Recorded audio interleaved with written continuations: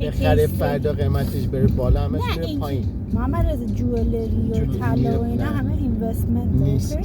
دوباره اگرم نیست.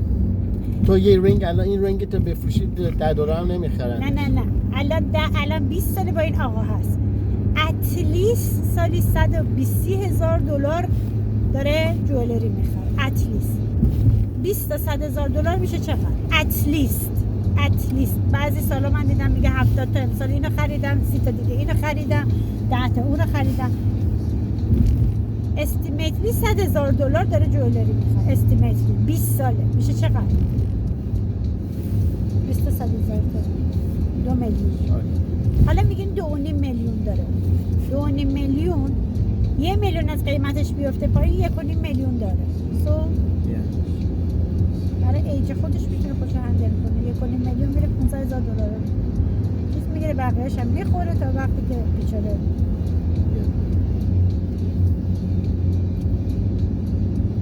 حالا اینوستمنت طول بعد گرفتن. من که همین یه دونه رو دارم. خب اینوستمنت حسابی. مامانته که هر 2 روز یه دفعه میره میگیره و فوش میده و با جیغ و اینا میره جوئلری میگیره. می‌خواستیم اینجوری باشیم که تو تا 100 دفعه ما خونه انداخته بیرون. من که همین یه دونه رو دارم، اونم تو اینوستمنت دیگه. آقای داره میره گلف با چی بود؟ والله اینم دیگه حال نمیخوادی. مردم دیگه انقدر گفتن محمد رضا 7 سال با هم.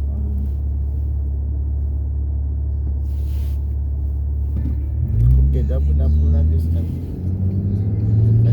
پولم داشته باشی نمیری بخری. بخری $50,000 $60,000. و نه برای یه سنگ.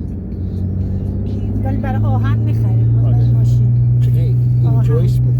آهن. خب اینم یارو اینجای میکنه. نه میذاره تو باکس اونجا افتاده. دستش میکنه حتما اینجای میکنه.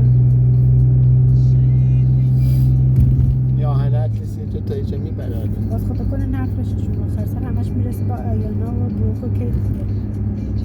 به این 3 تا میرسه. سمیرا. آره دیگه به من که چیزی نمیرسه.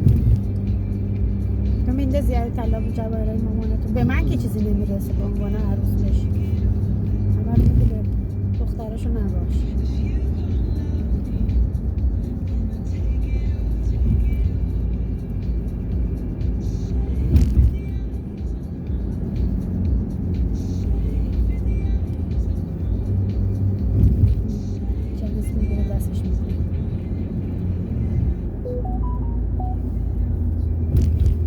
شاید 200 سال دیگه همه عمر کنن. چی میدونی؟ میره داره دست whatever عروسش جواهر بخره ببره.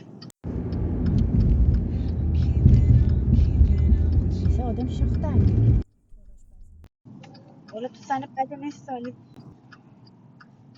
شاخ. مسای 95 شده. شاخ آدم میکنه بالا.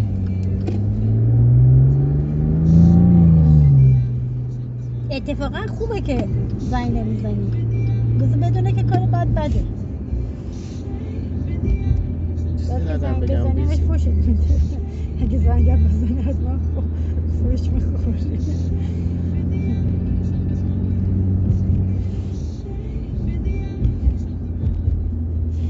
کجاستون؟ ببین زنه اینجا میشینه. به من گفت نه. چرا نه؟ نمیدونم دیروز گفت بیا کسخله مسافره. امروز میگه نه. چرا؟ میترسه ازت؟ نه خودش گفت دیروز گفت بیا. میگه میشه فردا بیا. چی؟ بیا چی کار بوتاکس باش بزنی؟ نه بار داروها رو آورده.